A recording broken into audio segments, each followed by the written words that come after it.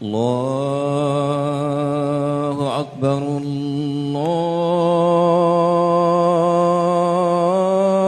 الله أكبر الله أكبر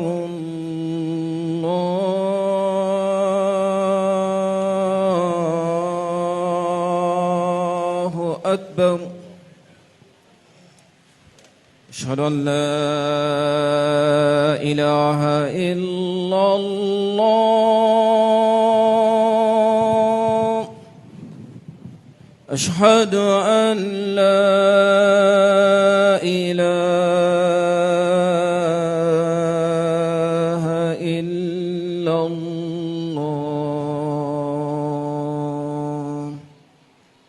أشهد أن محمد رسول الله أشهد أن محمد رسول الله حي على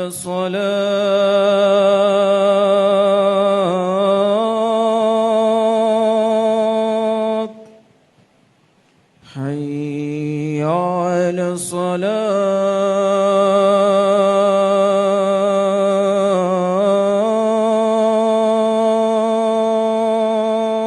الصلاة حي على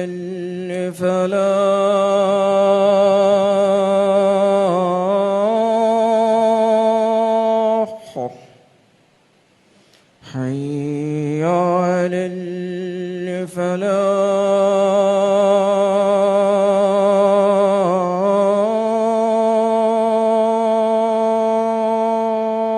الفلاح الله أكبر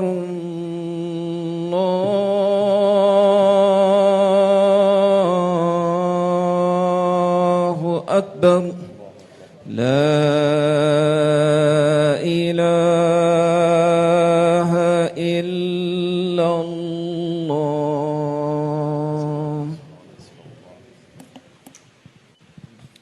Ainsi nous rendons grâce à Allah subhanahu wa ta'ala et nous bénissons le sceau du prophète, le prophète Mohammed sallallahu alayhi wa sallam. Que Dieu parachève sa grâce sur nous en ce vendredi et qu'il pardonne nos péchés. Très chers fidèles, le Tout-Puissant Allah nous dit dans ce livre sacré qui est le Coran, et je cite, Inna Allah la yughayyiru ma bi qawmin hatta yughayyiru ma bi anfusihim. Dieu ne change pas le bonheur d'une communauté, d'un peuple, sauf si cette communauté ou ce peuple-là change son état d'esprit. Et il est dit dans un autre verset, ذَلِكَ بِأَنَّ اللَّهَ لَمْ يَكُنْ مُغَيِّرًا نِعْمَةٍ أَنْعَمَهَا عَلَى قَوْمٍ حَتَّى يُغَيِّرُوا مَا بِأَنفُسِهِمْ. Il dit en ceci pour vous dire que Dieu, il n'échange aucunement le bonheur qu'il a octroyé à une communauté, sauf si cette communauté change son état d'esprit. Ce verset-là est un véritable sujet de méditation. Et ce verset nous enseigne beaucoup de choses. On a même l'impression de comprendre à travers ce verset que tout ce qui nous arrive est la conséquence des actes que nous posons.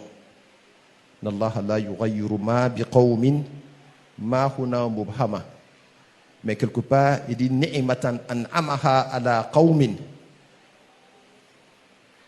tout ce qui nous arrive en termes de bien ou de mal, nous sommes nous-mêmes les causes de cela. À l'exception de quelques petites choses, Dieu peut éprouver quelqu'un, mais derrière l'épreuve, il a un grand bonheur.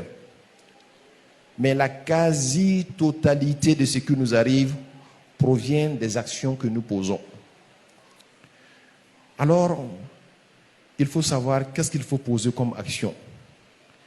Il est important de savoir que Dieu a fait de toi un roi. Et toi-même, si tu ne te connais pas, tu es ton cœur. Parce que le cœur est le centre des décisions. C'est le cœur qui émet la volonté. Tout le reste des membres du corps obéissent au cœur. Ils sont comme les esclaves du cœur. Quand le cœur veut que la main bouge, la main bouge. Quand le cœur veut que les pieds marchent, les pieds marchent. Donc le cœur, c'est le roi. Et le cœur, c'est toi. Alors Dieu dit que quand il t'octroie un bonheur, tu as la santé, tu as la joie de vivre, tu as de l'espoir. Tout ça fait partie du bonheur. Parce qu'il y a des gens qui pensent que le bonheur, c'est juste avoir l'argent. Tu as tout ça là. Et puis un beau jour, tu vois que tout ça a changé. Tu vas voir que c'est la conséquence des actions que toi-même tu as posées. Ta propre maison, si tu ne la gères pas bien, alors il aura des conséquences. Tu verras qu'avant, tes enfants sont bien polis, bien éduqués. Et puis un seul coup, tu vois que les enfants ont changé. C'est que tu as négligé quelque chose dans la gestion de ta maison. Alors, remets-toi en cause. Tu es dans ton activité, tout marche bien, à tel point que tu as oublié qu'il y a des garde-fous qu'il faut prendre. Dès l'instant que tu négliges ça, tu vois que ton travail commence à dandiner. Remets ton travail en cause, remets-toi en cause. Tout ce que tu fais dans la vie a une conséquence. Voilà pourquoi le prophète Mohammed sallallahu alayhi wa sallam disait wa inna al-abda la yuhramu min rizqihi bi zambin yuznibuhu. Il dit, tu verras un serviteur de Dieu que Dieu lui-même prive d'un bonheur que Dieu avait l'intention de lui donner à cause d'un péché qu'il a posé. Même le péché t'empêche d'accéder à un bien que Dieu avait prévu pour toi. Donc faisons beaucoup attention dans tout ce que nous faisons. Le prophète Mohammed sallallahu alayhi wa sallam, pendant la bataille de Uhud, cette bataille qui n'était pas à la faveur des musulmans, les musulmans ont perdu cette bataille-là, pour ainsi dire, à cause de la désobéissance de certains compagnons du prophète Mohammed sallallahu alayhi wa sallam. Est-ce que vous pouvez imaginer une bataille dont le prophète Mohammed, il est le commandant de guerre et que les musulmans perdent cette bataille-là? Mais à cause de la conséquence de certains de ses compagnons, le prophète Mohammed a eu une dent cassée. Le prophète Mohammed étant même commandant, ils ont perdu cette guerre-là à cause de la désobéissance. Faisons beaucoup attention parce que tout nous regarde. Et hasibu anfusakum qabla an tuhasabu wazinu a'malakum qabla an tuzana alaykum. Jugez-vous vous-même avant qu'on ne vous juge. Jugez-vous vous-même avant qu'on ne vous juge. Et tout le monde se connaît mieux que quiconque. Quel que soit ce que les gens disent de toi, si c'est vrai, si c'est faux, toi-même tu le sais. Celui qui vient dire des mots pour te faire plaisir, pour juste te soutirer de l'argent, tu sais bien si c'est un menteur ou si ce n'est pas un menteur. Donc tu te connais mieux que quiconque. Ne te laisse pas flatter par toi-même. Ne te laisse pas flatter par ce que tu n'es pas. Parce que ce que tu es, tu le sais mieux que quiconque. Et le musulman, ce qui détermine son avenir, ce sont les actions qu'il pose. Et les actions que nous posons jouent beaucoup dans notre vie future. Que tu le veuilles ou pas, c'est comme ça. Al-kayyisu man dana nafsahu wa amila lima ba'da al-mawti. Celui qui est sage, celui qui est intelligent, c'est celui-là qui se condamne lui-même, qui se met toujours en cause. Quand tu te réveilles le matin, il faut savoir te mettre en cause. Est-ce que hier j'ai bien agi? Est-ce que depuis le matin, je me suis réveillé? Est-ce que j'ai pris la peine au moins de dire à ma femme assalamu alaikum pour que notre journée soit belle? Est-ce que j'ai demandé, est-ce que les enfants se portent bien? Ces petites choses qu'on néglige à la maison là, ça a des conséquences tôt ou tard. Et l'homme sage, c'est celui-là qui agit pour l'au-delà. Ce n'est pas celui-là seulement qui agit pour aujourd'hui. Lui, comment faire pour manger et boire? Il n'est pas trop sage. Voilà, ajizu man atba'a nafsahu hawa.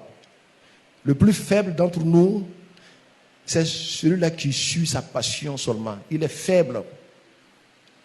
Celui qui suit et qui ne suit que sa passion, c'est un être faible. L'homme fort, c'est celui qui désobéit à sa passion. Voilà pourquoi fakun ala hazarin. Il faut faire beaucoup attention. Wa alamu anna malakal maut kad takhattakum ila ghayrikum wa sawfa yatakhatta ghayrakum ilaykum fakunu ala hazarin. Et sachez que l'ange de la mort, il vous a laissé pour prendre l'âme de certaines personnes. C'est pas qu'il vous a oublié, hein? Tu vois les gens mourir. Et un jour, il va laisser certaines personnes pour prendre toi-même ton âme. Ainsi va la vie, tu n'y peux rien. Donc, fais attention quand il viendra vers toi, qu'il vienne trouver que tu es en des très bons rapports avec Dieu. Et c'est en cela que tu sauras que le monde ne représente rien du tout. Quels que soient les millions que tu as gardés, c'est ce que tu as utilisé qui t'appartient. Ce que tu as gardé ne t'appartient pas. Et l'avenir d'un musulman, ce n'est pas son avenir sur terre, c'est son avenir dans l'au-delà. Parce que la vie sur terre n'est qu'une vie vraiment éphémère. J'ai mon cheikh qui s'appelle Cheikh Hassan Ali Cissé. Il est arrivé ici une année avec son père. Ils sont allés à l'hôtel Ivoire dans les années 1970. À cette époque-là, ou bien 1980, j'allais dire, l'hôtel Ivoire était dans toute sa splendeur. Quand ils sont rentrés dans l'hôtel, tellement il était fasciné par la beauté de l'hôtel Ivoire, il a dit « Jamila ka'annaha al-Jannah ». Il dit que l'hôtel est tellement joli comme tu penserais même que tu es au paradis. Son père a dit « Non ». Il dit « Tilka khalida wa hazihi faniya ». Il dit « Sache que le paradis là est éternel et l'hôtel Ivoire là est éphémère. Mieux que l'hôtel Ivoire, tout dunya même est éphémère. » Pour dire que faut faire beaucoup attention. Quand on doit travailler, on travaille pour ce qui est éternel. On ne travaille pas pour ce qui est éphémère. Oui, on en a besoin un peu pour manger, boire, avoir une petite place où mettre ta tête pour te coucher. Mais le travail même, pour Dieu, si tu as raté ça, alors c'est là qu'on va te dire que tu es un véritable chômeur. Celui qui est en chômage, c'est celui qui ne sait pas travailler pour l'au-delà. Celui-là qui est en chômage. Celui qui travaille pour l'au-delà, il n'est pas en chômage. Parce que bientôt, quand le monde va finir, c'est lui-là qui va bénéficier, qui va prendre les meilleures récompenses et les plus gros salaires. Alors pose-toi la question de savoir, est-ce que tu es de ceux-là? Inna Allah la yughayyiru ma bi qawmin hatta yughayyiru ma bi anfusihim. Pour changer, pour te métamorphoser, pose des bonnes actions. Pose des bonnes actions. Quand on ne pose pas de bonnes actions, tu as l'impression que souvent que Dieu t'a oublié. Souvent même, tu penses que Dieu t'a... C'est-à-dire, l'ange de la mort ne sait pas où tu es. Tu te trompes. Il sait bien là où tu es. Et tu manges, tu fais des conneries, tu grossis davantage. Et tu penses que ce dans quoi tu es là, Dieu aime ça. Vous savez, le boucher, il donne à manger à son mouton pour l'engraisser davantage. Ce n'est pas parce qu'il aime le mouton. Hein. Il arrive à un moment où le mouton pense qu'on dirait que le boucher là, il m'aime. Alors il se trompe. Quand il sera bien gros là, en ce moment, le boucher va apprécier que si je le vends maintenant là, je vais bien profiter. C'est en ce moment là qu'il le tue. Souvent, on appelle ça al-istidraj. Tu es là dans la vie, tu poses des vilaines actions, mais en même temps, tout marche pour toi. Tu vois que ton travail marche bien, tu gagnes de l'argent. Tu commences même à te moquer des autres. Tu dis non, ceux-là, ils ne connaissent rien. Moi, tout ce qu'on a dit que c'est interdit, là, je fais bien et puis je m'en sors bien. C'est la ruse divine, on te trompe. On te fait croire que ça marche bien. Mais le jour que la mort va arriver, même une seule seconde ne pourra pas t'être augmentée à ta vie. C'est là que tu vas voir que ta vie a été vouée à la perdition. Voilà pourquoi l'être humain sur terre, il doit comprendre que la conséquence de ces actions-là, il va les voir sur terre avant l'au-delà. وَمَنْ يَعْمَلْ مِثْقَالَ ذَرَّةٍ خَيْرًا يَرَهُ وَمَنْ يَعْمَلْ مِثْقَالَ ذَرَّةٍ شَرًّا يَرَهُ. Celui qui pose une action, ne serait-ce que de la valeur d'un atome, en bien ou en mal, il le verra ici sur terre. Et Dieu est partout. Il est dans tout le monde. Et la seule chose qu'il faut faire, c'est de savoir dire merci à Allah subhanahu wa ta'ala. Ma yaf'alillahu bi azabikum in shakartum wa amantum. Qu'est-ce que Dieu gagnerait à vous châtier si vous avez cru en Dieu et vous avez été reconnaissant? Reconnaissant et la foi. Si tu es reconnaissant et tu as la foi, on peut dire que tu as gagné 99% de ta religion. La reconnaissance et la foi. Parce qu'il y a deux grands aspects. Ni'matul ijadi wa ni'matul imdadi. Le fait que Dieu t'ait tiré du néant pour t'envoyer à l'existence là, c'est une grande grâce. On appelle ça ni'matul ijadi. Il t'a tiré, tu n'étais pas là. Il t'a tiré du néant, c'est-à-dire de rien, et il t'a envoyé à l'existence. Cette grâce-là, tu dois dire merci à Dieu. Mais quand il t'a envoyé encore dans l'existence, il ne t'a pas laissé comme ça. Il t'a donné de l'air à respirer. Il t'a donné des pieds à marcher. Il t'a donné un endroit pour dormir. Il t'a donné une femme à marier. Il t'a donné des enfants. Tout ça, ce sont des grâces. Pour cela, il faut dire merci à Allah subhanahu wa ta'ala. Tu as la foi et tu sais dire merci à Allah subhanahu wa ta'ala. Tu verras que ça là, c'est déjà une grande chose. D'ailleurs, même la religion est basée sur ça. Voilà pourquoi dans nos 5 prières, on commence toujours par Alhamdulillah Rabbil Alamin. Toute la grâce appartient à Allah subhanahu wa ta'ala. Toute la grâce appartient à Allah subhanahu wa ta'ala. Tu te réveilles le matin, tu as de l'espoir. Il y a des gens, ils ont dormi la nuit sans espoir, ils se sont réveillés sans espoir. Il n'a pas d'espoir du tout. Est-ce que vous connaissez quelqu'un qui n'a pas d'espoir? Il a perdu le goût à la vie. Il n'a plus de goût dans la vie. Mais toi, Dieu merci, ce n'est pas comme ça que tu es. Tu as encore du goût dans la vie.